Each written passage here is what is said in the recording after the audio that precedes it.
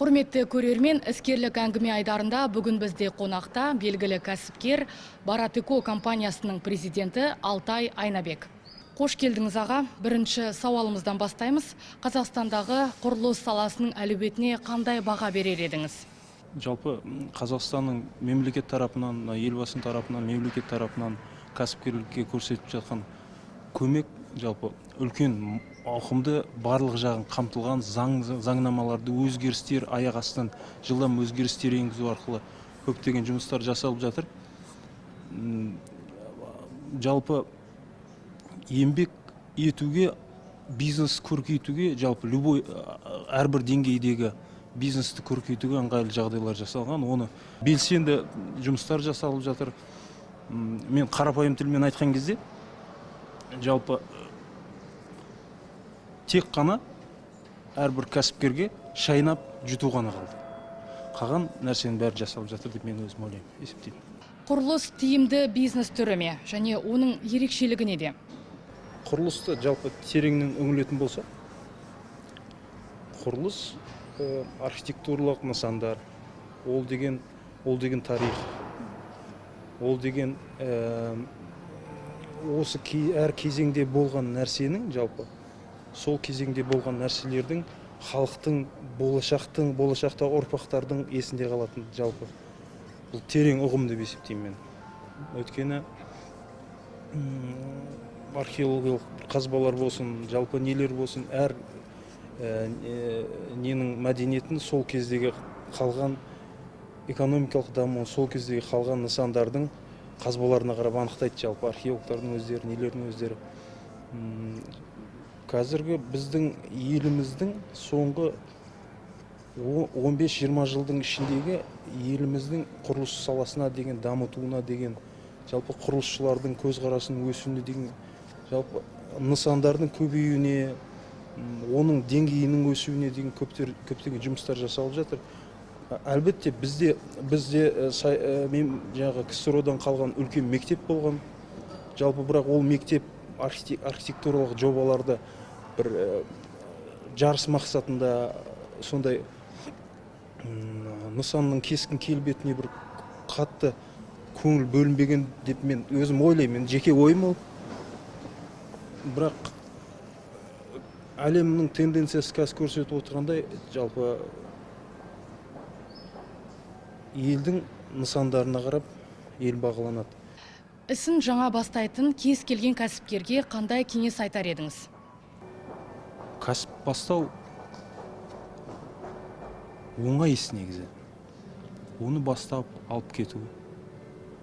Көп жағдайда өзімнің де басымнан өткен ол нәрсе. Көп менің жаңағы жолдастарым бар, ақыл сұрап келетін інілерім бар.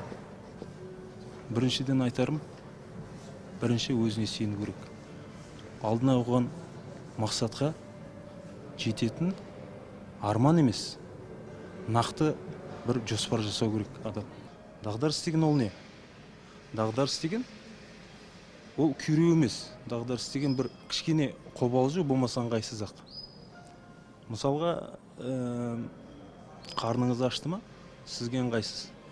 Сіз көшеде жүріп, бір суық болды, сізге әсер етпейтін жағдай, суық болды, сіз жаурадыңыз. Ол да бір кішігірім қарап тұрсаңыз дағдарыс.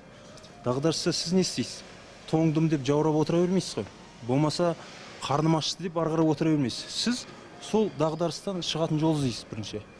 Тоныңызды киесіз, қарныңызды тойдыратын тамақ жейсіз. Сол сияқты мынау құрылыс саласындағы бірінші әсер етіп жатқан салалардың біреуі құрылыс саласы. Бұл кезде бұрын тиімдірек болған шығар. Құрылыс саласы бұрын тиімдірек болған, бірақ дағдарыс, біз қазір енді жаңағы мысалын келтіргенде тонымызды киіп жатырмыз. Дағдарысқа қарсы жаңағы пайда, ондай қомақты пайда жоқ бұрындағыдай қазір. Енді бұдан өтеміз.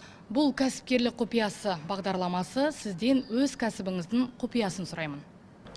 Ең басты құпия бұл осы күнімізге, осы жағдайымызға, жаңағы осы деңгейге жеткеніміз біріншіден мен ойлаймын,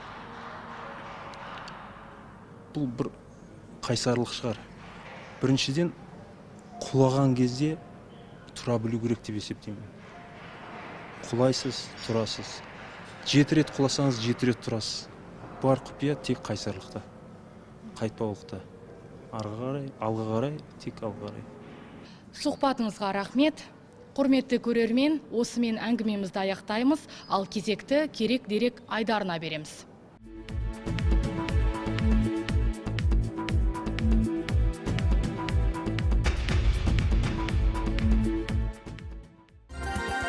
Еуропа елдері үшін энергияны үнемдеу 1973 жылғы дағдарыстан кейін басталды.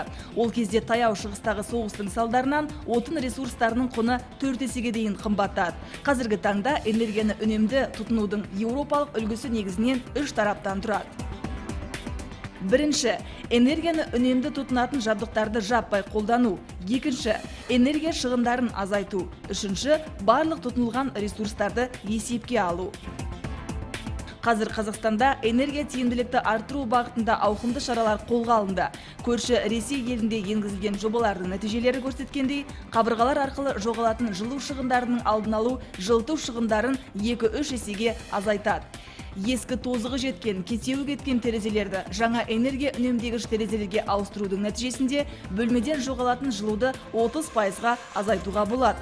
Энергетикалық тиімділікті арттырудың тағы бір бағыты үйлердің инженерлік жүйелерін жаңғырту. Егер үйдің инженерлік жүйелерін жаңалайтын болса, жылытуға жұмсалатын энергияның 40%-ын үнемдеуге болады. Біріккен ұлттар ұйымы Қазақстандағы даму бағдарламасының энергия тиімділік бағытындағы жобаларының сарапшысы Айман Шопаеваның мәлімдеуінше, энергия ресурстарын үнемдеп туған табиғатымыздың сақталуына үлес қосу үшін аса күрделі техника мен ұзақ уақыттың қажеті жоқ. Тек әркім өзінің әдеттері мен дағдыларына есеп бере алса, энергияны үнемдеудің бірнеше әдіс тәсілін көруге болады. Мамандардың айтуынша, тиімді пайдалана білсек, тұтынып жүрген энергияның 40%-ын үнемдеуге болады.